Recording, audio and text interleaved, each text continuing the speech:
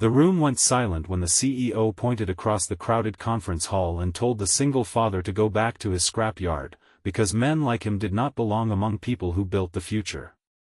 What she did not know was that the quiet man standing there had once helped build something far more important than her company's reputation, and within minutes, an admiral would walk through those doors, look directly at him, and call him by a name the entire room had forgotten.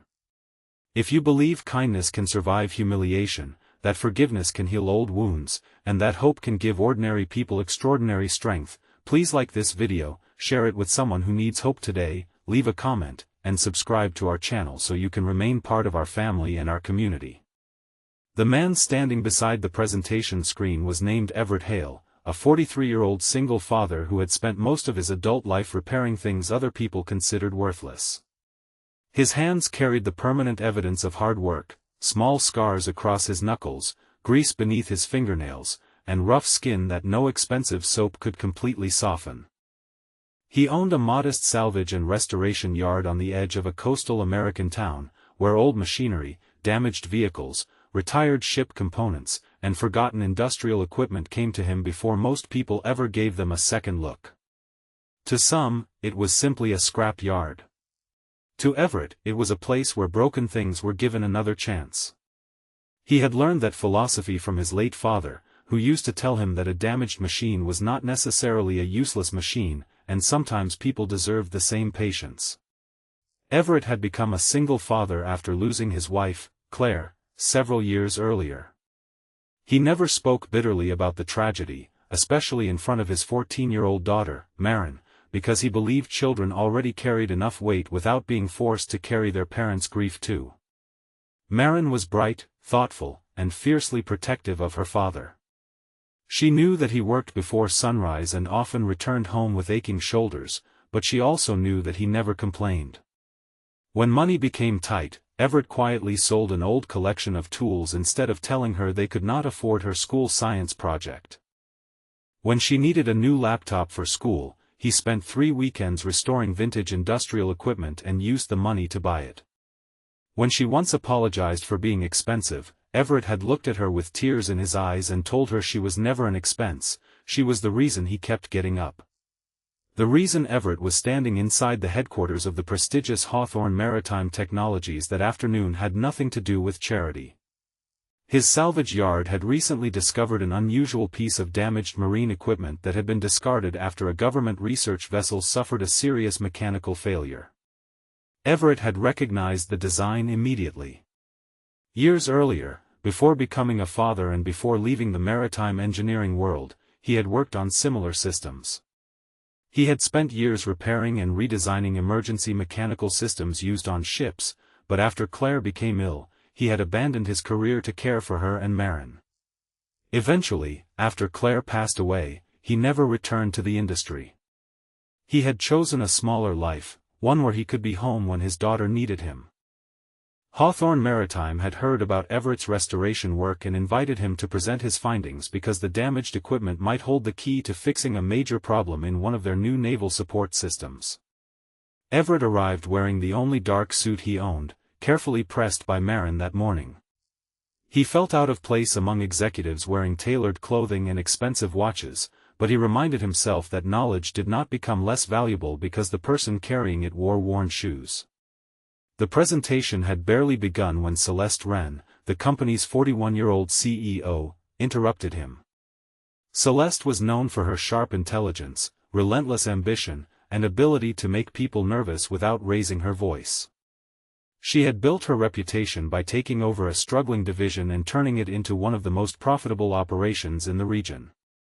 She was not cruel by nature, but success had taught her to judge people quickly, and that habit had hardened into arrogance.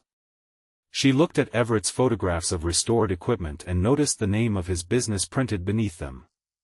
The words, Hale Salvage and Restoration, appeared on the screen. Celeste smiled in a way that made several people in the room uncomfortable. She asked whether the company was actually a salvage yard, and when Everett calmly confirmed that it was, she leaned back and dismissed his years of engineering experience as if they were irrelevant. She told him that Hawthorne Maritime was not interested in theories from people who spent their days pulling rusted metal out of junk piles. Then, in front of executives, engineers, investors, and visiting officials, she told him to go back to his scrap yard. The humiliation hit Everett harder than he expected. His face remained calm, but something inside him collapsed. He thought of Marin ironing his suit that morning and telling him that she was proud of him no matter what happened. He thought of Claire, who had once told him that dignity was not something another person could give or take away. He could have fought back. He could have reminded Celeste that he had designed systems her engineers were still struggling to understand. He could have exposed the arrogance in her words. Instead, Everett simply gathered his papers. Before he could leave, a strange tension spread through the room. Several people near the entrance stood up. The doors opened, and an admiral in a formal Navy uniform entered with 2 officers behind him. The admiral was 70-year-old Theodore Mercer, a respected naval commander whose presence alone could silence a room. He had been invited to review the maritime technology project because of its connection to a critical government contract. Theodore took only a few steps before stopping completely. His eyes fell on Everett. For several seconds, neither man moved. Then the admiral walked toward him, his expression changing from professional seriousness to something deeply personal.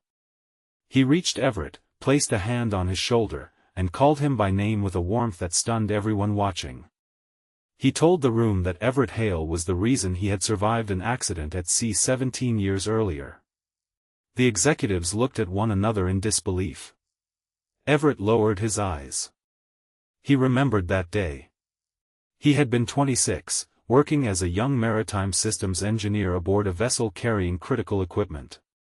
A mechanical failure had caused a fire below deck, trapping several crew members. Everett had ignored orders to evacuate and returned into the smoke because he knew the emergency system had been improperly modified. He had manually repaired part of the mechanism while the vessel was filling with smoke, allowing the crew to escape.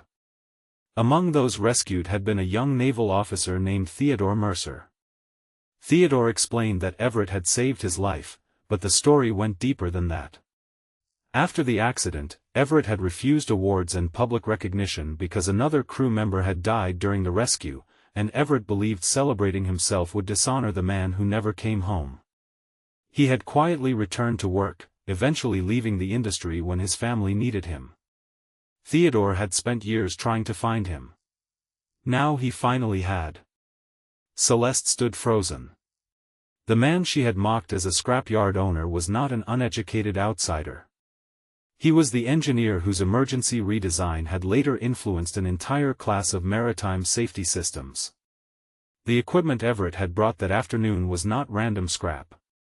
He had recognized a flaw in Hawthorne Maritime's prototype that their expensive testing team had missed.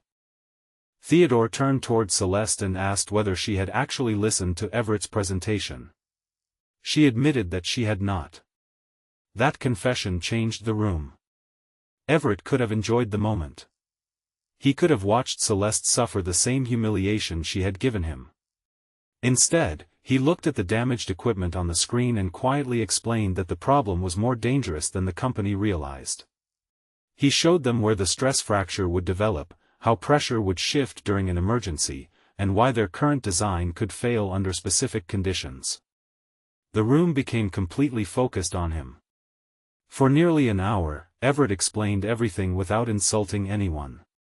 He did not mention Celeste's cruelty again. He simply concentrated on saving lives.